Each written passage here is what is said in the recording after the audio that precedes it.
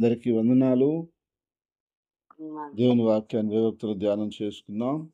యెహెజ్కేలు గ్రంథం 12వ అధ్యాయం 25వ వచనం. యెహెజ్కేలు గ్రంథం 12వ అధ్యాయం 25వ వచనం. యెహోవానైన నేను మాట ఇచ్చుచున్నాను, నేనిచ్చు మాట ఇకను ఆలస్యం చేయక జరుగును. ఇక్కడ ప్రభు అంటున్నాడు, యెహోవానైన నేను మాట ఇచ్చుచున్నాను, ఇక ఆలస్యం చేయకుండా అది జరుగును అంటున్నాడు. దేవుడిచ్చే మాట గురించి ఆయన చెప్తున్నాడు. యెహోవానైన నేను మాట ఇచ్చుచున్నాను, నేను ఇచ్చు మాట ఆలస్యం చేయకుండా జరుగుతుంది అంటున్నాడు. మనుషులు మాటిస్తారు, దేవుడు మాటిస్తాడు. మనుషులు ఇచ్చేటువంటి మాట ఎలా ఉంటుందంటే, వారు కుదిరితే, అవకాశం ఉంటే చేయటానికి ప్రయత్నిస్తారు. వాళ్ళు కుదరకపోతే, అవకాశం లేకపోతే, సాధ్యం కాకపోతే మాట ఇచ్చినప్పటికి కూడా దాన్ని చేయరు కూడా. అయితే దేవుడు ఒకసారి మాట ఇచ్చాడంటే అది కుదిరినా కుదరకపోయినా, అవకాశం ఉన్నా లేకున్నా, అది సాధ్యమైన అసాధ్యమైన ఆ మాటని ఖచ్చితంగా నెరవేర్చి తీరుతాడు దేవుడు. అందుకని మానవుని మాట ఏరు, దేవుని మాట ఏరు. మానవుడు ఎన్ని మాటలు చెప్పినా ఆ మాటల్లో ఎన్ని నెరవేరుతావో నెరవేరవో చెప్పలేం. వాటిల్లో ఎన్ని నెరవేర్చగలుగుతాడో నెరవేర్చలేకపోతాడో కూడా చెప్పలేం. కానీ దేవుడు ఏదైనా ఒక మాట చెప్పాడంటే ఆ ఒక్క మాటనే నెరవేరుస్తాడు. లేదా 100 మాటలు చెప్తే 100 మాటలైనా నెరవేరుస్తాడు.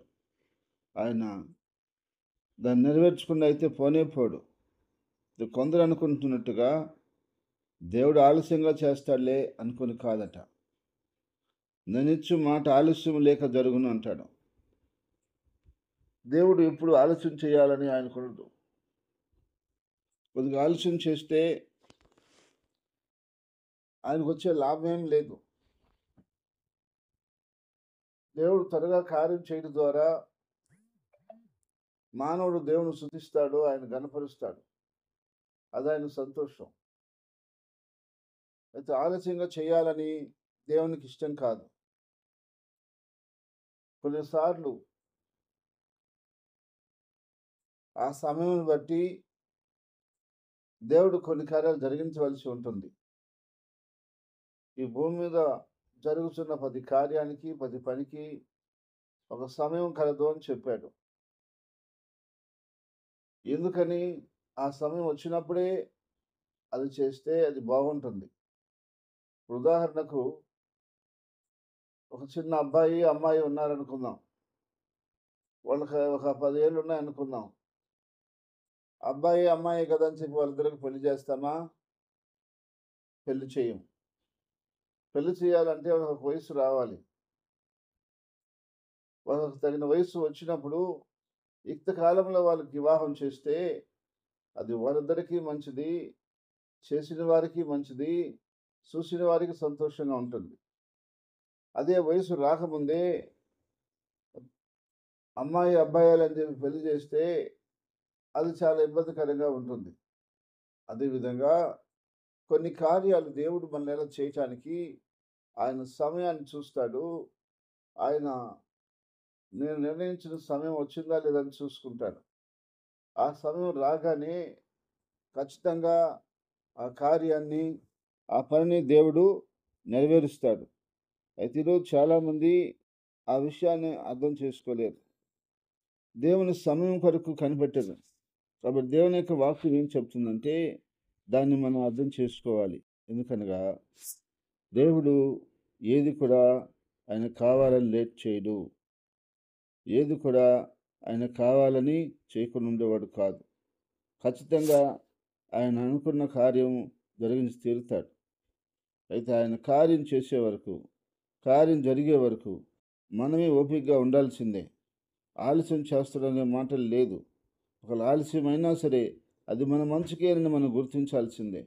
ఎందుకంటే దేవుని చిత్తములో ఒకవేళ ఏదైనా ఆలస్యం అయిందనుకుంటే అది మన మేలుకేనని మనం గుర్తించాలి.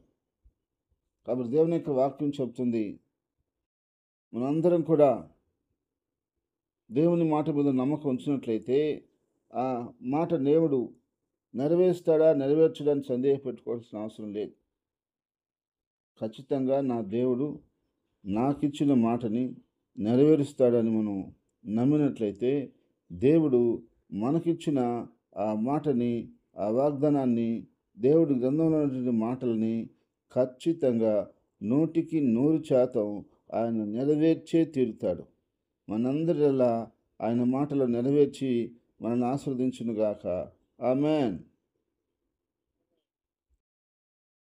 స్తోత్రం తండ్రి, పరిశుద్ధుడా, నీ స్తుతులు స్తోత్రాలు చెల్లిస్తున్నాం తండ్రి. రాజాతి రాజా, నీ స్తుతులు స్తుతులు స్తుతులు స్తోత్రాలు నాయన. యేసు ప్రభువా, నీ కృతజ్ఞతలు కృతజ్ఞతలు కృతజ్ఞతలు. అయ్యా, నీ స్తుతులు చెల్లిస్తున్నాం తండ్రి. నా తండ్రి, నీ కృతజ్ఞతలు చెల్లిస్తున్నాం ప్రభువా. అయ్యా, యెహెజ్కేలు గ్రంథం 12:25లో మీరు సెలవిచ్చున్నారు. నా తండ్రి ప్రభువా, నువ్వు మంచి దేవుడివి, గొప్ప దేవుడివి. అయ్యా, నువ్వు మాటిచ్చి దాన్ని మార్చుకునేవాడు కాదని, మాటిచ్చి దాన్ని తప్పకుండా జరిగిస్తావని ఆయన యెహెజ్కేలు 12:25లో మీరు సెలవిచ్చున్నారు. అవును ప్రభా, మనుషులు మాటిస్తారు, అది సాధ్యం కాకపోతే మేము చేయలేకపోయాము అంటారు. కానీ నువ్వు అలాంటి వాడివి కాదు. నువ్వు ఒక మాట ఇచ్చావంటే ఆ మాటని ఖచ్చితంగా జరిగి తీరుతుంది. ఆలస్యం లేకుండా చేస్తావు ప్రభా. మంచివాడా, గొప్పవాడా, నీ కృతజ్ఞతలు చెల్లిస్తున్నాం పని. అయ్యా, మేము ఇంతవరకు ఉన్నామంటే నా ప్రభువా, నీ దయ, నీ సహాయం తండ్రి. ఈ దినం కూడా నువ్వు ఇచ్చిన కృపే నాయనా. నువ్వు లేకపోతే మేము లేం ప్రభువా. నా తండ్రి, మమ్మల్ని పోషించి, సంరక్షించి, కాసి, కాపాడి, భద్రపరిచి, అన్ని విధాలుగా ఆదుకొని ఆదరిస్తున్న దేవుడు నీవేనని యేసుక్రీస్తు ప్రభువా మనసారా హృదయపూర్వకంగా నిన్ను స్తుతించి, ఆరాధించి, ఘనపరుస్తున్నాం తండ్రి. ఈ సమయంలో నీ పరిశుద్ధాత్మ ద్వారా వాళ్ళందరినీ కూడా నాయన బ్లెస్ చేయమని ప్రార్థిస్తున్నాను. మేము నాయనా నీ మాటలు నమ్ముకొని, నీ మాట మీద ఆశ పెట్టుకుని ఉన్నాం. నువ్వు చెప్పావు, నేను మాట ఇచ్చాను, దాన్ని జరిగిస్తాను అని. ఆలోచన అయితే చేయను, నా మాట నేను జరిగిస్తానని చెప్పావు. అవును ప్రభా, అంత మంచి దేవుడివి. మాట మీద అయ్యా, నీ మాట మీద అంత నమ్మకం మాకుంది కనుక మీరు ఇచ్చిన వాగ్దానాలు, మీరు ఇచ్చినటువంటి నాయన లేఖనాలు మా జీవితాల్లో మీరు తప్పకుండా జరిగిస్తారని మేము నమ్ముతున్నాం ప్రభా. కనుక నా తండ్రి, ఈ యొక్క మాటలు అయ్యా ప్రతి బిడ్డలో ఫలింప చేయనైనా, నీ వాక్యం ప్రకారంగా ప్రతి బిడ్డ జీవించి నీ కొరకు ఫలించుటకు సహాయం చేయనైనా, నీ వాగ్దానాలు మా జీవితాల్లో, మా పరిచర్యలో, ఏ సంఘంలో నెరవేర్చి ఆస్వాదించమని ప్రార్థిస్తున్నాయా తండ్రి. మీ రక్తంతో మమ్మల్ని కడిగి పరిశుద్ధపరచు. ఏ కలంకము, మచ్చ, డాగు మనం లేకుండా తీసేయి ప్రభా. కడిగి పరిశుద్ధపరచునైనా. అయ్యా, ఈ యొక్క అంధకారమైన లోకంలో, ఈ పాపి లోకంలో, ఈ భ్రష్ట లోకంలో మేము జీవిస్తున్నాం.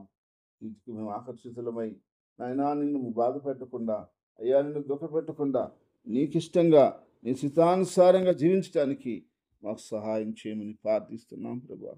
అయ్యా, ఈ దినం నీ ప్రజలు వెళ్తున్న పనుల్లో, మార్గాల్లో, ఉద్యోగాల్లో, వ్యాపారాల్లో, బిడ్డల చదువుల్లో మీరు తోడు నేడుగా ఉండి కాసి కాపాడి అయ్యా క్షేమంగా తీసుకెళ్ళి క్షేమంగా తీసుకురమ్మని, అయ్యా మా కుటుంబాలని, బిడ్డలని, పరిచయలను సమస్తమును మీ చేతులకు అప్పగిస్తున్నాం ప్రభా. ఆయన ప్రతి బిడ్డని, ప్రతి కుటుంబానికి అప్పగిస్తున్నాం, ప్రతి సంఘానికి అప్పగిస్తున్నాం, పరిసర అంతటినీ అప్పగిస్తున్నాం, సార్వత్రిక సంఘం అంతటినీ, సంఘంలో ఉన్న బిడ్డలందరినీ నిన్ను అప్పగిస్తున్నాం ప్రభా. మీరు ఆశీర్వదించండి, దీవించండి, కాసి కాపాడి భద్రపరిచి వదిలించేయమని ప్రార్థిస్తున్నాం ప్రభా. నానా అయ్యా, నీ ప్రజలకి ఏం అవసరమో, ఏది అత్యవసరమో అవన్నీ త్వరగా చేయమని ప్రార్థిస్తున్నాను. మంచి ఆరోగ్యము, సంతోషము, సమాధానము, అయ్యా ఆర్థిక అభివృద్ధి, క్షేమము, కాపుదల, భద్రత, ఐక్యత, ప్రేమ, అనురాగాలు సమృద్ధిగా దయచేయమని ప్రార్థిస్తున్నాను. నా తండ్రి, ఎలాంటి సాతాని అంధకార దురాత్మ శక్తులకి ప్రభావం మా మీద కానీ, పిల్లల మీద కానీ, కుటుంబం మీద కానీ, పరిసర మీద కానీ, సంఘాల మీద లేకుండా యేసుక్రీస్తు నామములో బంధిస్తున్నాం తండ్రి. మా దేశమును, దేశ ప్రజలను, దేశ నాయకులను అయ్యా మీరు రక్షించి, కాపాడి, భద్రపరిచి మహింపరచుకోమని, ఈరోజు పుట్టినదినము, వివాహ దినమును జరుపుకున్న వ్యక్తులను, బిడ్డలను, కుటుంబాన్ని దీవించి ఆశీర్వదించమని ప్రభువైన యేసుక్రీస్తు నామములో స్తుతించి ప్రార్థించి అడిగి వేడుకుంటున్నాం తండ్రి. ఆమేన్.